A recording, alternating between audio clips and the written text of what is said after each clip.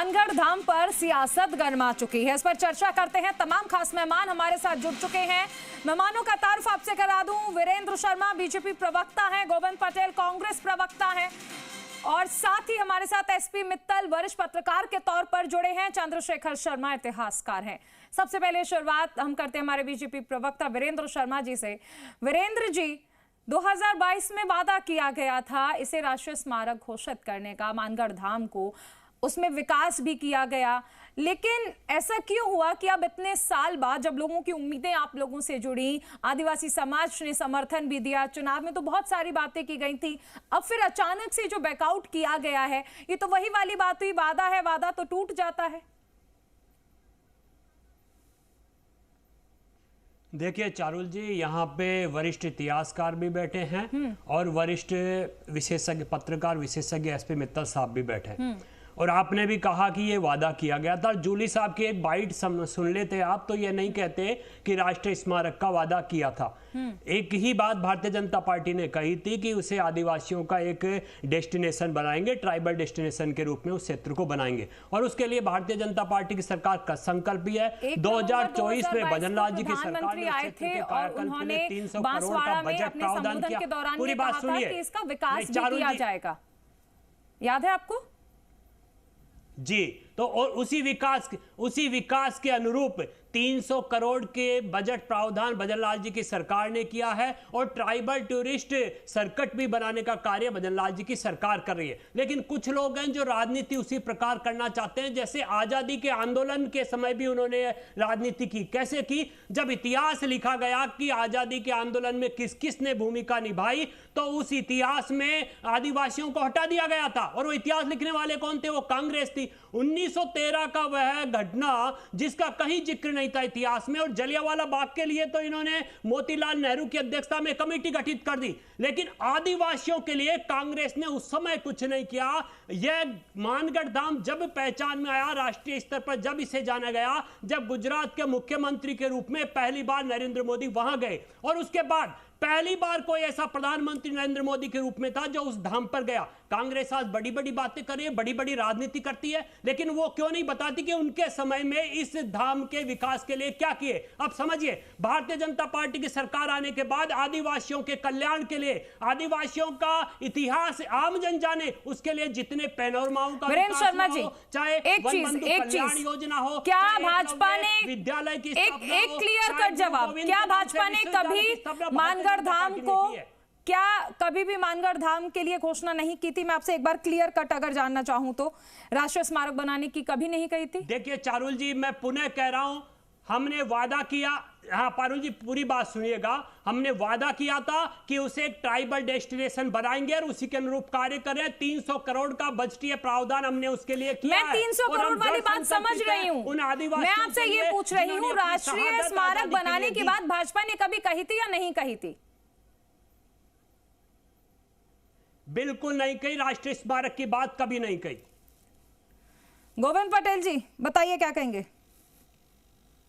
चारुल जी, सबसे पहले तो सत्ता पक्ष के प्रवक्ता साफ साफ झूठ बोल रहे हैं। 1 नवंबर 2022 को प्रधानमंत्री नरेंद्र मोदी जी जब आए थे तो उन्होंने जूली जी झूठ बोल रहे हैं क्या? प्रदेश की जनता के सामने, आपके जूली जी, आपके नेता झूठ बोल रहे हैं क्या? चारुल जी एक बार दोबारा जूली जी की बाइट बताइए, सुनाइए इन्हें। लेकिन झूठ कौन बोल रहा है तो सामने होगा, स्पष्ट हो गया। मैं नरेंद्र मोदी जी का वीडियो दिखा दूंगा, लेकिन आप इस तरह से नकार नहीं सकते। देश के प्रधानमंत्री हैं नरेंद्र मोदी जी, वो आप दिखाइए ना। अरे आप दिखाइए, बोलिए मत, दिखाइए जी। राजस्थान से पता चलना चाहिए क्या बोला था, बताइए ना। गोविंद पटेल जी बोलिए मत, केवल यूट्यूब पे केवल बोलिए मत, आप झूठ बोल, केवल बोलिए मत, दिखाइए। कर रहे हैं। अरे दिखाइए, यूट्यूब पे नहीं, आप दिखाइए ना जी, राजस्थान पे दिखाइए। आपके पास कुछ है ही नहीं, दिखाइए क्या? अरे कैसे नहीं है, यूट्यूब पे पता चला के देख लीजिए। चारुल जी इनको दिखाइए। अरे दिखाइए ना। आपके जूली जी झूठ बोल रहे हैं या आप झूठ बोल रहे हैं? दोनों में से तय कर लीजिए, झूठ कौन बोल रहा है।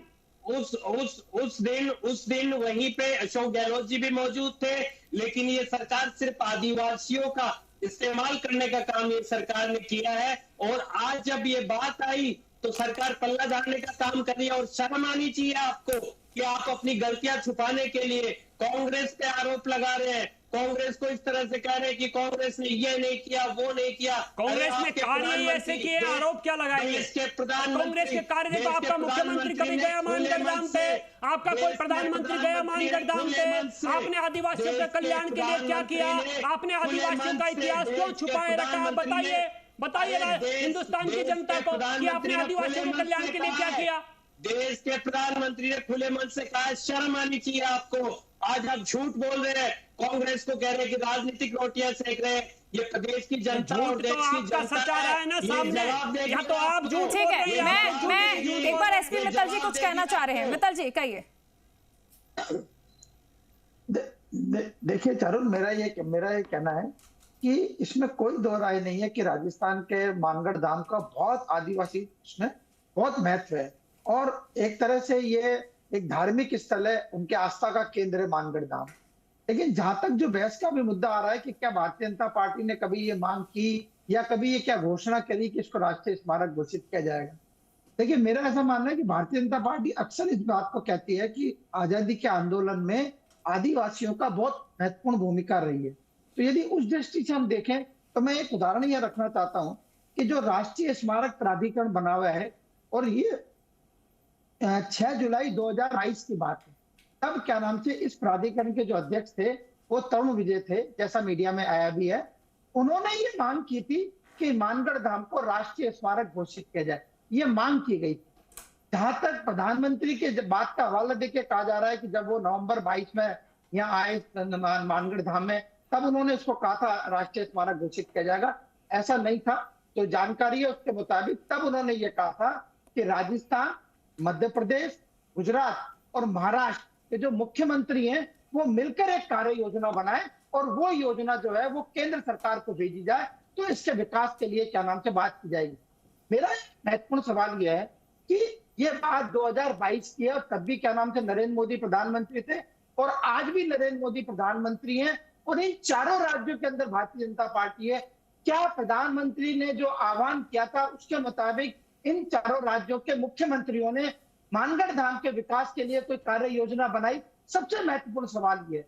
और जहां तक क्या नाम से गजेंद्र सिंह जी ने जो सवाल का जवाब दिया, मुझे लगता है चारों की जो भाषा है कि वो क्या नाम से योग्य नहीं है, मापदंडों पे खरा नहीं उतरता है। मुझे लगता है ये जो भाषा है, ये भाषा क्या नाम से मानगढ़ धाम जैसे पवित्र स्थान के लिए उचित नहीं है। और उस स्थान के लिए जहां पर क्या नाम से करीब 1500 आदिवासियों ने अपना बलिदान दिया हो, उस स्थान के लिए ऐसी भाषा उपयोग यदि न होता तो ज्यादा अच्छा रहता। अब सवाल यह है कि जो प्रधानमंत्री ने जो बात कही थी चारों मुख्यमंत्रियों के लिए, क्या उसके लिए कोई कार्य योजना बनाई जा रही? ठीक है।